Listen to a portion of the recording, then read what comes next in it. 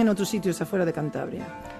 Bueno, también os diremos que incluso estamos pensando en, aunque no somos muy partidarios de ello, pero pues echar incluso pues el principio del programa, echar cartas a la gente, que nos llaméis y este tipo de historias.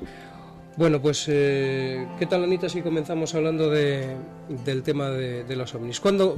Infórmanos un poco de cuándo comenzaron cuándo comenzaron a verse ovnis o a saberse que existían ovnis, ¿no? ¿O qué es un ovni? Bueno, un ovni es un platillo volante, algo no identificado. Las mismas palabras lo dice, ovni, objeto volante no identificado. Por esto no quiere decir que sea un ovni que venga de otro planeta, sino puede ser un objeto simplemente que desconocemos, a lo menos dentro de lo que es los objetos que vuelan en la Tierra. Pero claro, está que no necesariamente tiene que venir de otra Tierra, otro planeta, sino que también puede ser que haya pasado de otra dimensión, otro mundo paralelo, como solemos decir. Pero claro, hay apariciones y algunas veces nos equivocamos. Algunas veces son globos sonda y diferentes objetos que vuelan y que echa también la NASA, y nosotros luego lo complicamos y pensamos que son objetos volantes. Volantes son, pero no es lo que estamos hablando. En este programa estamos hablando más bien de objetos que pensamos que vienen de otro paralelo, de otra dimensión, de otro mundo. La cosa es intentar identificar y aclarar puntos para la gente que han tenido apariciones. A lo largo de los años que hemos ido investigando, hemos encontrado con mucha gente que han tenido apariciones en el campo, en la ciudad, en cualquier sitio, y desconocen muchas cosas que han aparecido en todo el mundo, y vienen preguntándonos y contándonos cosas. Incluso lo que más a mí me ha impactado siempre es cuando hablo con gente del campo, porque la gente del campo, para mí, les veo como gente que tiene una opinión de que la gente se les va a reír de ellos, pero bueno, esto nos pasa también en la capital, Antonio. Cada vez que hacemos una entrevista a una persona que ha visto un objeto, date cuenta que siempre tienen miedo de que nos lo cuentan y siempre nos dicen, por favor, no lo cuentes a nadie. Tú ya sabes lo que nos ha pasado siempre cuando hacemos entrevistas. Ya. Lo que pasa es que hay mucho incrédulo, ¿no? Sí, la verdad es que podemos resumir que un ovni es algo que vuela y que no cumple las leyes normales del vuelo conocido como lo vemos nosotros. Pero la primera noticia que tenemos sobre los ovnis es muy curioso. Las primeras noticias datan incluso de la época romana, de extrañas apariciones de estrellas volando en el cielo, y incluso hay algún un dibujo medieval en el que aparece un hombre tripulando una especie de estrella fugaz, ¿no? Bueno, y no hablemos de la Biblia, que la Biblia y entre los hindúes es muy famoso, en el Brahmagata o algo así se llamaba el libro, lo que ellos llamaban las vimanas, que eran objetos en los que iba gente dentro y estaban tripulados e iban volando. Pero realmente el primer hecho constatado sobre los ovnis data del 24 de junio de 1947, en el cual un piloto civil que se llamaba Kenneth Arnold vio una cosa muy rara en el cielo, ¿no? De repente aparecieron ante él 9 discos brillantes que iban en una perfecta formación, ¿no? Acaba de terminar la Segunda Guerra Mundial y el hombre pues se quedó como extasiado, porque él calculó que volaban unos 1.200 kilómetros por hora, que para la época era imposible, ¿sabes?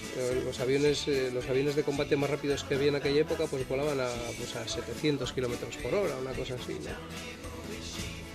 Y vio que eran como platillos que iban como rebotando en el agua, ¿no? Entonces un tal Pendleton, que era el responsable del FBI en la zona de Oregón, pues fue a investigar un poco este tal, ¿no? Y entonces este fenómeno. Entonces acabó apareciendo en la prensa de todos los Estados Unidos. Claro, tenía que ser en América, ¿no? Pues empezó a aparecer pues a bombo y platillo este fenómeno, ¿no? Después hubo una poderosa tormenta eléctrica poco después, el 2 de julio, con 6 días de diferencia, que fue ya el fenómeno más famoso que ha habido dentro de la ufología, y que fue en Roswell, ¿no? En Nuevo México. Ese para mí tiene mucha más importancia en el sentido de que se ha tratado de ocultar siempre por el gobierno americano. Sí. Y tiene mucha de...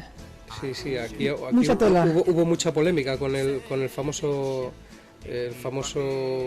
avistamiento que hubo en Roswell, donde se habla de que se estrelló un platillo volante y vinieron el FBI y la CIA incluso, y recogieron todos los restos y se los llevaron, ¿no? Le llevaron para un hangar donde escondieron todos los restos. De hecho, se dice que de los seres que tripulaban el objeto, alguno estaba vivo.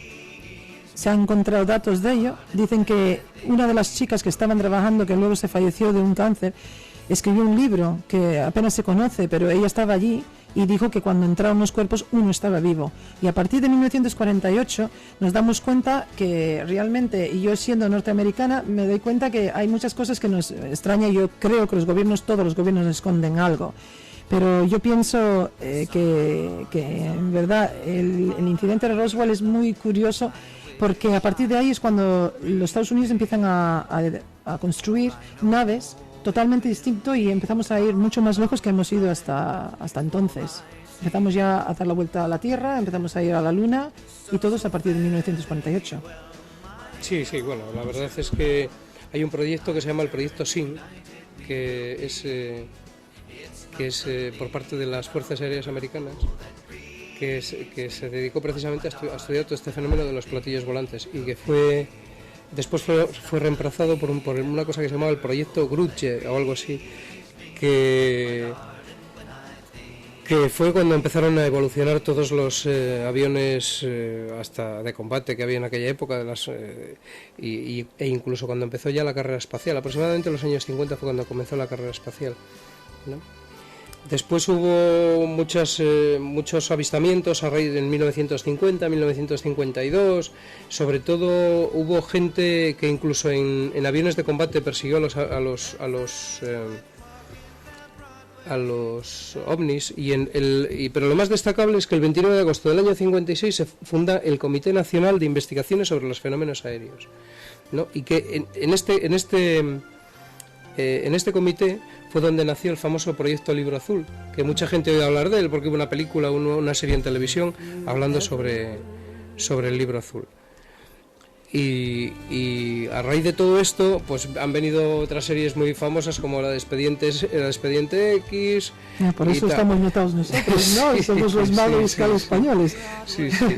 Bueno, de cualquier manera, también este tiempo fue el tiempo cuando Barney, un americano negro que estaba casado con una chica blanca, creó mucha polémica en los Estados Unidos porque decían que simplemente querían llamar la atención porque una pareja, un chico negro casado con una blanca y que por esto querían llamar la atención, pero realmente vivió una historia bastante importante que se conoce dentro de la ufología, donde fueron secuestrados por un ovni, fueron detenidos durante un tiempo dentro y les hicieron unos experimentos que realmente luego bajo hipnosis cada uno los separaron, hicieron una hipnosis a cada uno y llegaron a decir exactamente las mismas cosas. Al hombre le habían introducido una aguja y también a la mujer a través del ombligo y le habían estudiado y luego las cicatrices de los aparatos que le usaron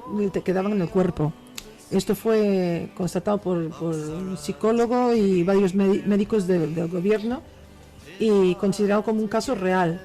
Y todavía tuvieron más historias acerca de esto porque esta familia, por primero, les criticaron muchísimo, es lógico dentro de este tema, y luego, por lo visto, él se murió bastante joven y las cicatrices que tenía en el cuerpo le duraron durante muchos años.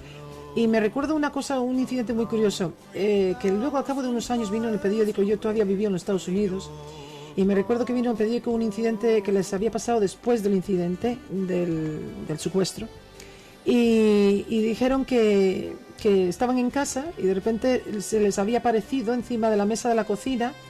Habían visto unas luces fuera de la casa y ellos no vieron más que las luces y de repente en su cocina por la mañana aparecieron unos trozos de hielo que no se derretía.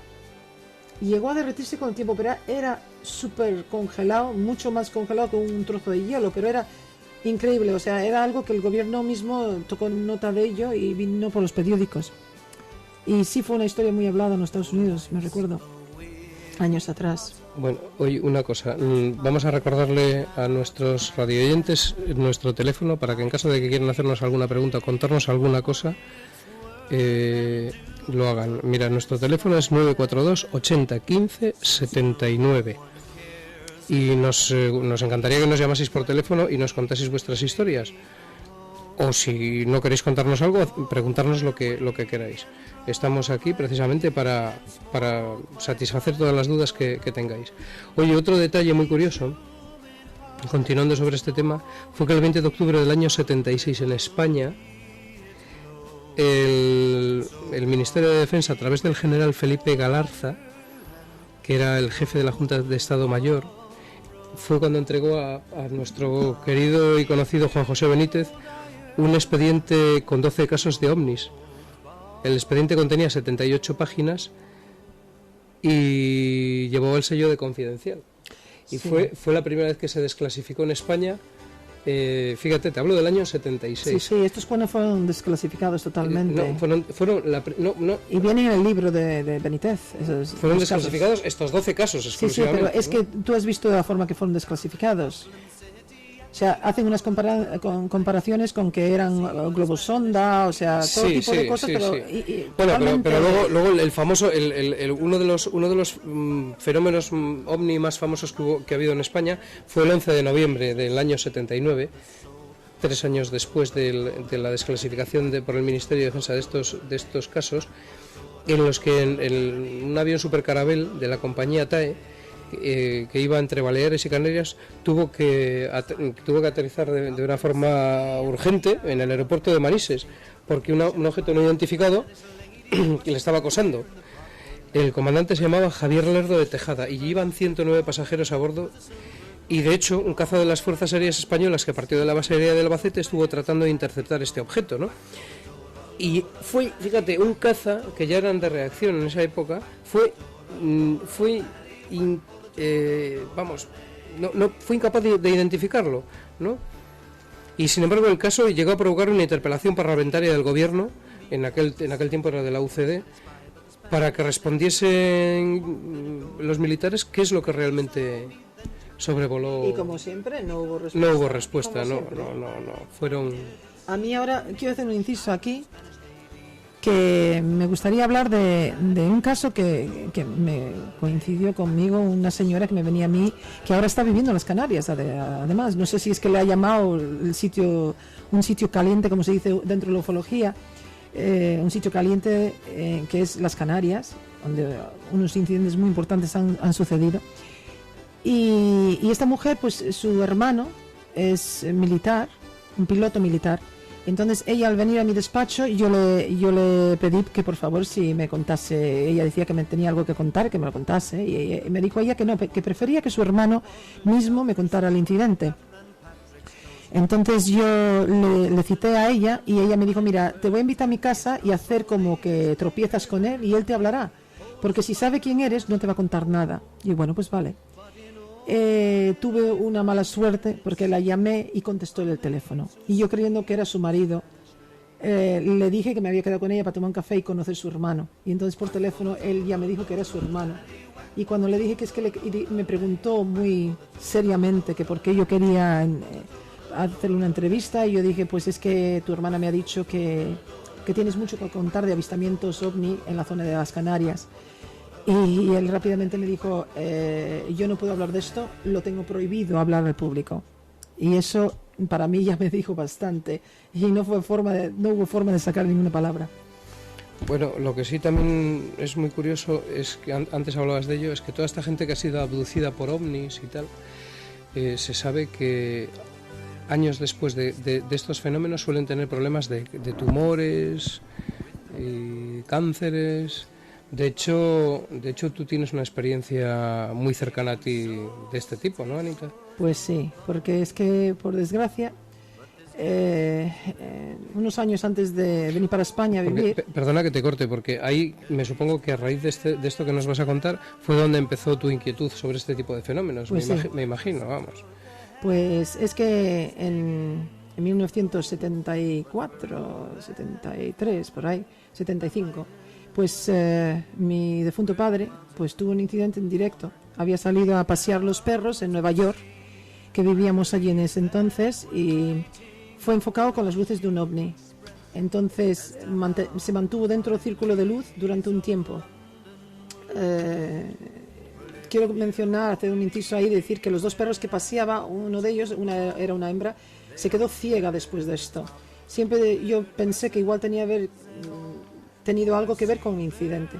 De cualquier manera, mi padre había hecho un disco, porque era orfebre, había hecho un disco de oro que se envió a la NASA y fue enviado a dar vueltas alrededor de la Luna. Sí, fue el famoso En la Voyager, ¿no? Sí.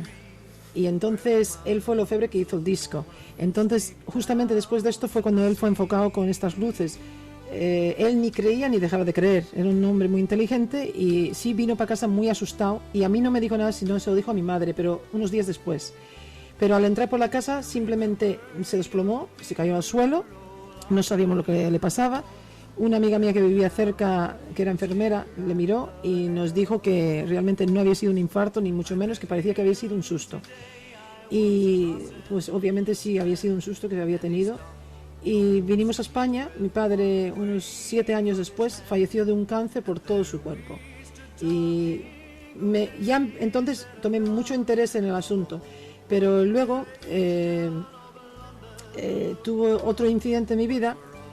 Y fue en el puerto de Alisas cuando José tuvo un encuentro con un supuesto extraterrestre o un ser desconocido, y al encontrarse a este ser a las 5 de la madrugada, pues una persona que no cree en estas cosas pensaba que no existía el fenómeno ovni, ni creía en extraterrestres, ni ovnis, ni nada de esto, pues cambia totalmente sus creencias, porque él le había parecido para él un ser en el puerto de Alisas de unos 2 metros y pico, casi 3 metros de altura, vestido con una túnica azul y un diadema alrededor de la frente, y salía volando de una nube y se le plantó por delante el coche. No es el único incidente que ha pasado en Alisas. Otra familia también tuvo un incidente que era de Bilbao. Y es muy interesante porque era una pareja que venían con sus hijos de Bilbao a Santander. Ellos venían en el coche cruzando el puerto de Alisas, alrededor de los mismos años que pasó el primer incidente que he contado. Y ellos simplemente se le quedó el coche en el suelo pegado. O sea, le desaparecieron las 4 ruedas. Así, lo que es la llanta, la goma, le desaparecieron del coche. Y esta gente ahora están en el psiquiátrico, los 4, tanto la pareja como los hijos. Todos llevaron tantísimo susto que hubo un desequilibrio totalmente psicológico. Hombre, a mí también se me hubiera desequilibrado, pero sobre todo la cartera, ¿no? Porque de repente te desaparecen las 4 ruedas del coche y la verdad es que es un shock traumático, pero en el bolsillo. Es algo que es increíble. Sí, sí. Oye, volvemos a recordar nuestro teléfono, que mira, es el 942 80 15 79, para todo aquel que quiera hacernos pues alguna pregunta de algún tipo o contarnos alguna historia. Da igual qué tipo de historia sea, siempre y cuando, claro, se refiera pues a fantasmas, a ovnis o algún tipo de experiencia que haya tenido, llamémosle paranormal, ¿no? Bueno, y ¿qué tal, Anita? Hablamos, a ver, dime. ¿Qué tal si cambiamos un poquitín? Hemos hablado ya en la primera parte de ovnis. Espera, es que quería mencionar un poquitín lo que son los sitios más así calientes aquí en Cantabria que hemos estado investigando hasta ahora. Pues son la zona de Liencres, Mogro, Soto, La Marina. Sí, bueno. Luego también en la zona del Sardinero. Aquí concretamente yo tengo una información, o tenemos una información sobre gente en la Virgen del Mar, que mira, ha sido hace un par de días la fiesta que han visto entrar un ovni en el agua y desaparecer sus luces bajo el agua. Bueno, Antonio, hemos tenido varios incidentes en la Virgen del Mar también que nos pasó eso. Ya, pero bueno, me refiero que el que más me impactó fue precisamente, unos chicos que a las 3:30 de la madrugada estaban en la Virgen del Mar, ya sabes, litrona en mano, y de repente ven entrar en el agua. Con la litro de agua, sí, lo que tiene que ver. Sí, pero bueno, creo que se les pasó, el efecto de la litrona se les debió pasar, pero por la vía rápida, y vieron entrar a una especie de estrella muy brillante en el agua a mucha velocidad, que apenas salpicó agua y que se introdujo dentro del agua. Sí, fue bajo el agua con su luz. Sí, ¿te recuerdas, Antonio, cuando estábamos en la Virgen del Mar? Hemos tenido bastantes incidentes, y uno fue parecido a ese, el que fue hace, pues me parece que hace 5 años atrás, en el 2000, cuando aquellas chicas, ¿te recuerdas?, que estaban arriba, trabajaban en un restaurante muy conocido además en la zona, y al salir del trabajo pues solían salir a airearse un poco del aceite que se impregna la ropa con el olor. Entonces querían airearse un poco donde la Virgen del Mar, y salían allí a respirar un poco el aire antes de irse para casa. Y entonces las chavalas estas pues subieron, unas veces solas, otras veces con compañeros, o sea, eran diferentes personas en diferentes días, y resulta que vieron un objeto que volaba a una gran velocidad, se acercó a la Virgen del Mar y se introdujo dentro del agua. Se dieron la vuelta por la carretera de arriba, que da al cementerio y a las antenas, y se fueron todo lo largo para ver dónde había sido introducido el disco, y le encontraron en la playa. Un disco de unos 4 metros de largo se había introducido dentro del agua, a la orilla de las piedras, y cuando se acercaron a la orilla del mar para mirarlo, vieron las luces dentro del agua y les causó bastante miedo, y entonces del miedo salieron corriendo. Yo les dije, ¿por qué no pasasteis por casa? Y a las 3:00 de la mañana no teníamos muchas ganas de ir a verte. Y yo dije, pero a mí me hubiera encantado haber estado allí con una cámara para sacarle. Claro, ellas cogieron tantísimo miedo, especialmente una, que ya fueron corriendo para casa del miedo. Hombre, lo que suele suceder cuando te encuentras este tipo de historias, si no conservas la sangre fría, es que te entre miedo y salgas corriendo. Eso es lo normal. Ahí en la Virgen del Mar además ha habido más incidentes. Sí, hay muchas zonas aquí en Cantabria, porque Cantabria es una zona en la que ha habido muchos avistamientos ovnis, sobre todo por ejemplo, en la zona de San Sebastián de Garabandal. Es la zona quizá de más actividad que nosotros tenemos constatada en este tema, en la que prácticamente todos los días o casi todos los días se ven luces extrañas que entran y salen del monte, y luces que pasan por encima del pueblo, extrañas, ¿no? Sí, pero si te das cuenta, cada vez que estamos hablando de un sitio donde hay apariciones marianas, siempre hay avistamientos ovni. Yo, como soy algo más bien creyente de las apariciones ufológicas, estoy dada a creer que todos los sitios donde hay apariciones marianas realmente no son apariciones marianas, sino que las complican unas con las otras, o bueno, depende también lo que uno cree. Porque cuando una persona tiene una creencia, muchas veces lo que ellos creen es lo que ven. Ven un ser de luz, como digo yo, y ese ser de luz para uno puede ser un Buda y para otro puede ser una virgen. Pero de cualquier manera, en la zona de Garabandal es muy caliente en avistamientos ovni. Uh-huh. Además, incluso la gente del pueblo te habla abiertamente de estos temas.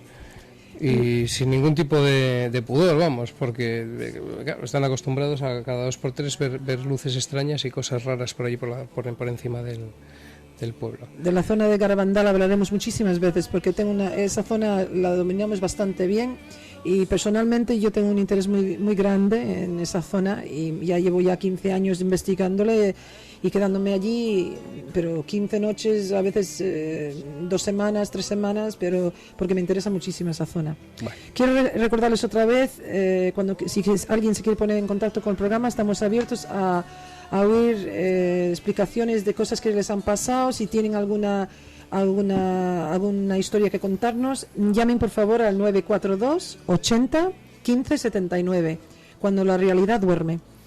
Bueno, y ahora, ¿qué tal si cambiamos un poco de tema? Porque vamos a pasar de los ovnis, de hablar de ovnis, a hablar de fantasmas. ¿Qué te parecen a ti las leyendas urbanas, Anita? ¿Qué opinas de las leyendas urbanas? Muy interesantes, porque además normalmente siempre tienen algún misterio detrás, que tiene algún sentido común, de cosas que pasan en la realidad.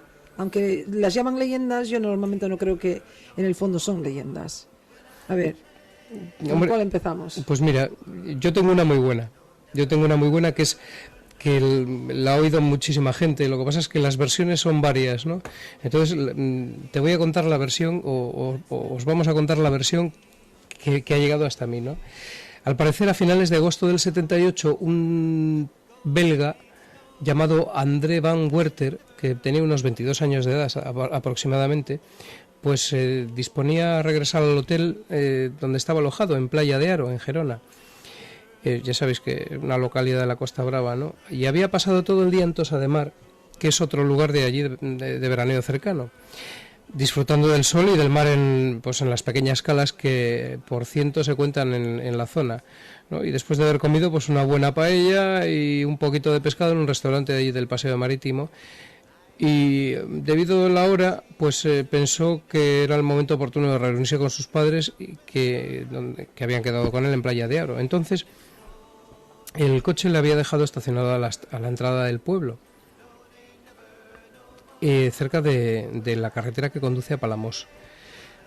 Entonces fue caminando hasta allí y después de coger su coche pues enfiló por la carretera que conduce a Palamós, y a la salida del pueblo pues vio que iba andando por el arcén pues un mochilero.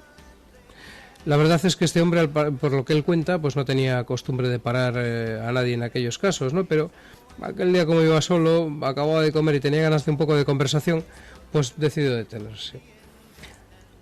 Al momento de subir el mochilero al coche, pues vio que era una chica, ¿no? Que tenía una amplia sonrisa, que era guapa, e iba vestido un tanto extraña, ¿no? Y con un atuendo que él caracterizó o catalogó como de principios de siglo. La verdad es que él no se sorprendió porque pensó que era una cosa de la moda, ¿no? Pero el detalle se le quedó grabado, de que la chica iba vestida con un vestido un tanto extraño, ¿no? Como ya he comentado, como de principios de siglo. Ella tenía un deje francés y como era su idioma materno, porque os he comentado que era un súbdito belga, pues comenzaron a hablar del tiempo, del mar, pues ya sabes, de las 1000 historias que te puedes hablar con una persona que te acabas de cruzar en la carretera. Al parecer esta muchacha conocía muy bien la carretera, ¿no? Hablaba de las curvas y tal, y entonces le puso en guardia a este muchacho que se llamaba André, me hemos dicho, sobre la peligrosidad de ella, ¿no? Él iba deprisa y ella consideraba que era una velocidad demasiado alta para ir en esa vía. Y acaba de explicarle que hacía muchos años atrás había sido víctima de un accidente en una de las curvas más peligrosas de aquel recorrido, y cuando de repente ella se cayó la boca.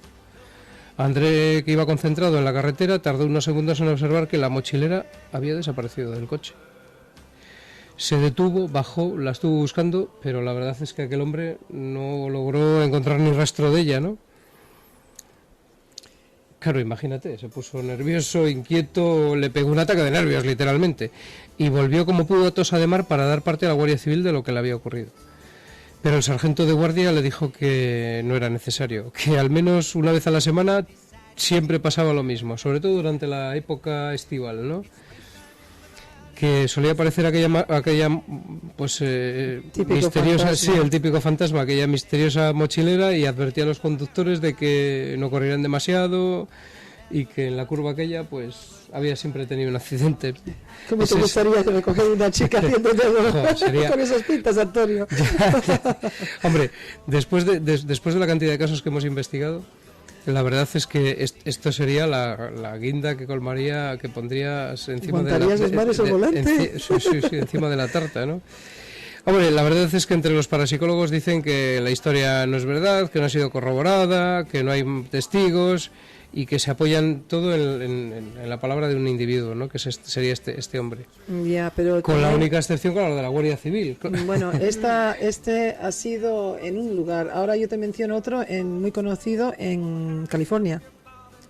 California hay una chica que el día de su propio matrimonio se casa, sale de la iglesia vestida con el vestido de novia, se gira la cabeza para saludar y despedirse de la boda.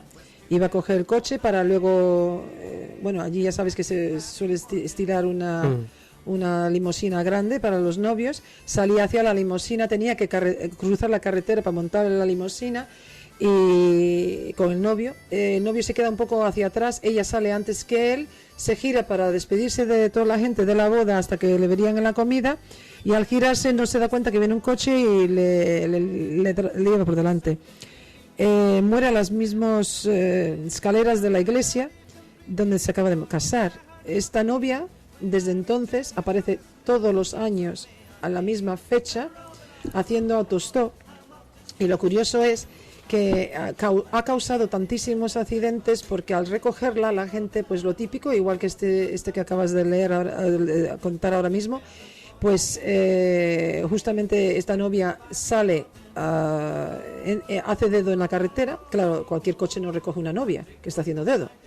La recogen, se sientan en el asiento de atrás, el conductor se pone a hablar con ella, no habla, y de repente justamente en la curva donde le han matado, justo donde la iglesia, ella hace mención de que ten cuidado en esa curva, porque justamente en esa curva me han matado. Me maté yo. Y justamente es cuando el conductor se da cuenta, y a consecuencia ha habido muchos accidentes. Entonces, ¿qué ha pasado en California? Que han hecho un desvío para que esa fecha cierran ese tramo de la carretera para que no haya más accidentes y desvían el tráfico alrededor. ¿Sabes en cuántos países del mundo está constatada este mismo tipo de historia? Ya lo sé. Es que te quedarías impresionada de saberlo. Mira, esta historia se cuenta no solo en España, sino en Gran Bretaña, en Suecia, en Sicilia, en Corea, en Canadá, en Malasia, en Pakistán y en Sudáfrica y en Estados Unidos.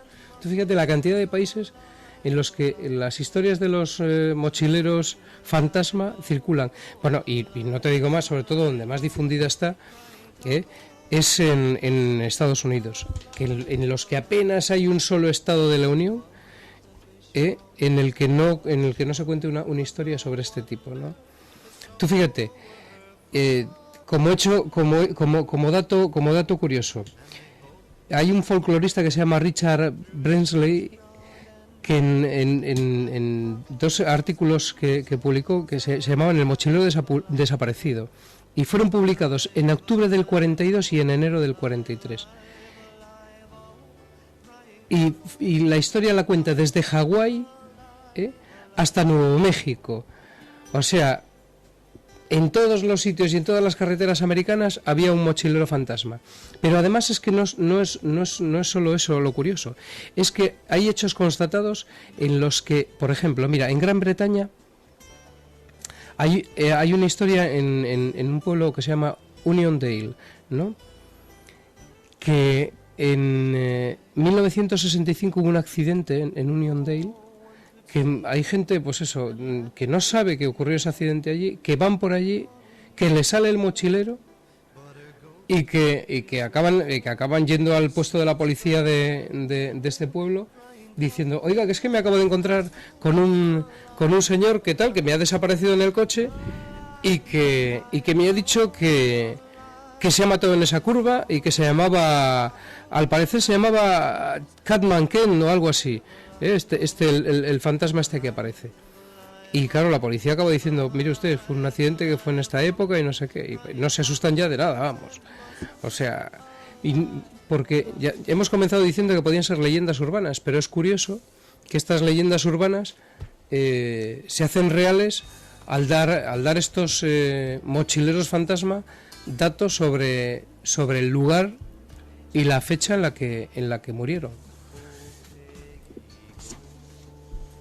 ¿En dónde está el origen de todas estas leyendas y de todos estos mochileros fantasmas? Pues la verdad es que hay 1000 explicaciones sobre esto, desde que se trata de un hecho cíclico que siempre se repite hasta que el fantasma, como nunca llega a su fin, siempre procura recorrerlo de nuevo para ver si en algún momento acaba llegando a su meta. O sea, él tiene que acabar y finalizar su vida de alguna forma. Es como yo suelo decir, están aterrados. Es una palabra que yo he inventado, pero lo que quiero decir con eso es aterrado en el sentido de que está amarrado a la tierra, ya. Que no encuentran su salida, están en un plano donde no saben dónde están perdidos, porque realmente han muerto violentamente en un accidente donde han sido proyectados a un sitio que no saben. Entonces no acaban de aceptar el lugar donde han sido proyectados. Entonces dicen, ¿dónde estamos? Entonces no acaban de aceptar que están muertos. Para mí es es lo que sucede en estos casos. De cualquier manera, ahora tú estás contando un caso y me recuerdo de otro. Aquí mismo, en el puerto el que va para Espinosa, ¿cómo es este? ¿En los Tornos? No, en el otro, en las estacas de Trueba. Pues hay un lugar donde, en una curva, además que esto me lo han contado este mismo mes, que yo no lo sabía, pues esta gente además lo ha vivido directamente. Alguien que me vino a despacho y me dijo que ellos subían por este puerto y que de repente vieron que en una parte muy estrecha de la carretera, pues que bajaba un camión.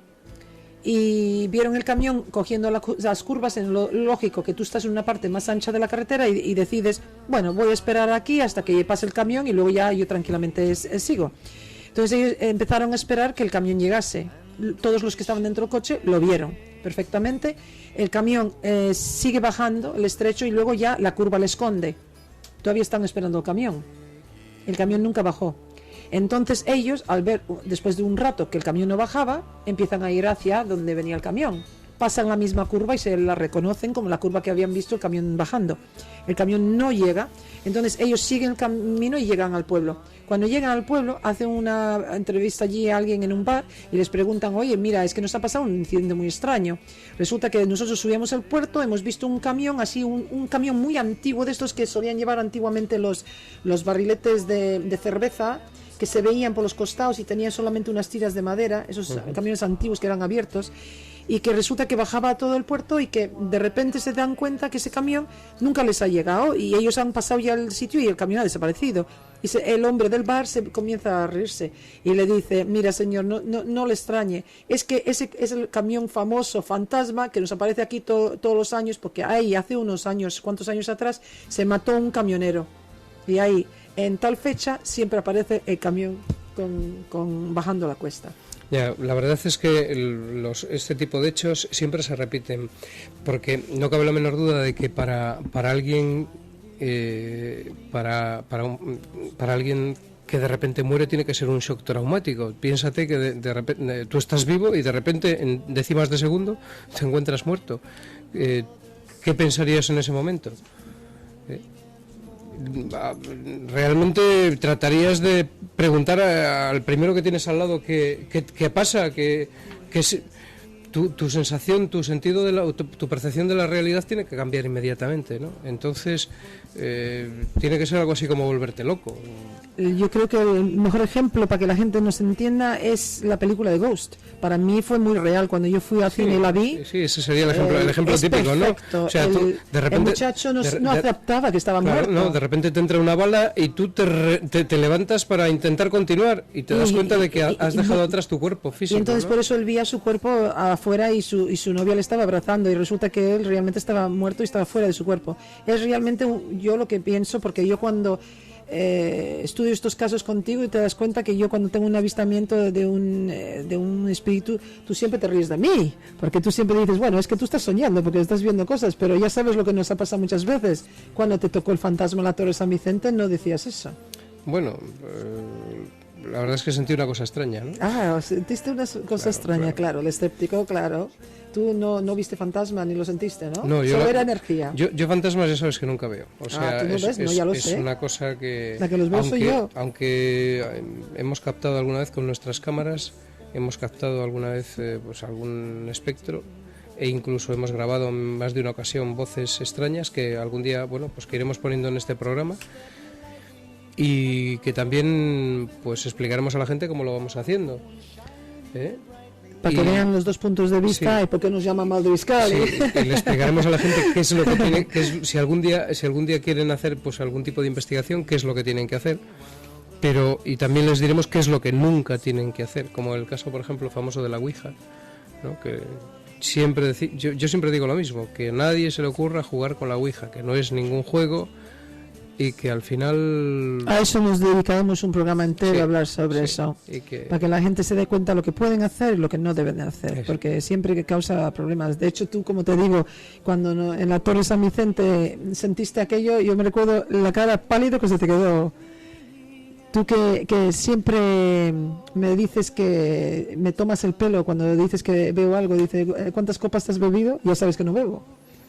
Antonio. Pero sin embargo, aquel día bien pálido que te pusiste, ¿eh?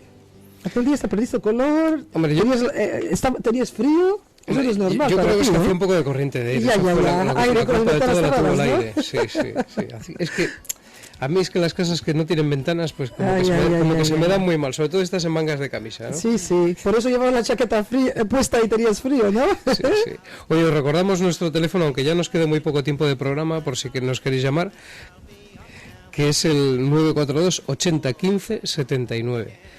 Y bueno, pues lo de la Torre de San Vicente fue una experiencia más. A mí lo que más me gustó fue cuando se nos encendían y se nos apagaban las luces del puente cada vez que pasábamos. Ah, sí. Eso estuvo muy bien. Sí, eso fue muy bonito, porque es que yo aquel día ya te dije yo que presentía que íbamos a tener algo muy fuerte.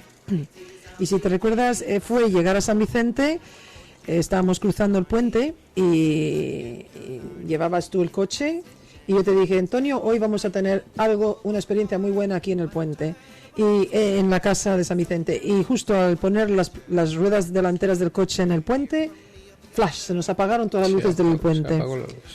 Y tú, como simpático que eres siempre, dices tú, coincidencia. Cruzamos el puente, das la vuelta al coche para ya entrar y aparcar correctamente en la casa. Vuelves a cruzar el puente y al cruzar, ¿qué pasó? Sí. Se encienden las luces otra vez. Y todavía llegas a la casa y dices, coincidencia. Lo que no sabe el público es que ese día, me enteré unos días más tarde, al hablar con alguien del ayuntamiento, que nos preguntaron que qué habíamos hecho ese día, que las luces de San Vicente durante el tiempo que habíamos estado en la casa habían estado apagadas, habían tenido un apagón durante todo el tiempo que estuvimos dentro de la torre y la torre no tiene eléctrica. Fue algo. Lo dicho es que las máquinas detectoras de energías aquel día en la torre parecía que el ectoplasma salía de las paredes, si te recuerdas. Había energía por todos los sitios. Disparaban las cámaras sin apenas encenderlas, ¿te recuerdas? Ya, bueno, lo que pasa es que para mí que estaban mal las pilas. Sí. Bueno, pero... Bueno, ¿y el Palacio de Limpias qué? También. El Palacio de Limpias, pues más tranquilo que la Torre de San Vicente. Si yo en el Palacio de Limpias no vi nada tampoco, Anita. Tú eras la que veías fantasmas por todos los sitios. Sí, yo los veo, pero tú los oyes cuando pongo las psicofonías y les grabamos, ¿no? Volvemos al fantasma de San Vicente la Barquera. ¿Qué le pasará a Gloria? ¿Nos seguirá todavía esperando en la torre? Porque mira, allí de ahí, ¿cuántos fantasmas es? Gloria, el cura y Paquín y... Sí, allí salieron unas cuantas voces. Sí, pero a mí me gusta la voz del hombre y de la niña que nos sale. Además que la niña, aquella conversación tan larga que tenemos grabada como psicofonía, otro día el público los oirá porque les traeremos en directo para que los oigan. De cualquier manera, ahora en un mes sacaremos un libro nuestro a la venta acerca de las historias de la Torre de San Vicente la Barquera y el Palacio de Limpias. Se llama Al final de la espiral. La sacaremos más o menos para el mes de junio. Estará a venta en el público. Ya lo dejaremos saber. Viene conjunto con el libro un CD con psicofonías para que el público pueda oír las psicofonías que hemos hecho en ambos sitios. De cualquier manera, en las visitas que hemos vuelto a hacer al Palacio de Limpias, pues hemos vuelto a hacer psicofonías. Es curioso porque ha pasado el tiempo. Han cambiado el palacio, lo han arreglado, lo han convertido en parador nacional y ya lo he visitado varias veces y una de las veces fui simplemente con unas amigas a tomar algo allí. Estábamos sentados allí, yo me apeteció hacer unas psicofonías a ver si podía grabar algo y en el mismo lugar donde siempre nos aparecen las psicofonías, que es cerca la escalera principal, pues coloqué unas grabadoras, lo de siempre, y pedí por favor que si había alguna presencia que se dejaría grabar. Y tuve la sorpresa de que volvimos a grabar unas psicofonías. He sacado unas fotos afuera y dentro y he vuelto a grabar bolas de energía. O sea que es muy, muy interesante. Y de hecho, además de la radio, tengo otro programa en la televisión donde saco las fotos del palacio y de todas las investigaciones que estamos haciendo y también presento al público las cosas del libro y seguimos con nuestras investigaciones. Bueno, ya llevamos tantas, ya no nos asustamos, ¿verdad, Antonio? No. Oye, Anita, para ir acabando, ¿te gustaría que te contara una historia de fantasmas? Bueno, a ver, asústame un poco. Mira, la historia se basa en la abadía de Whitby,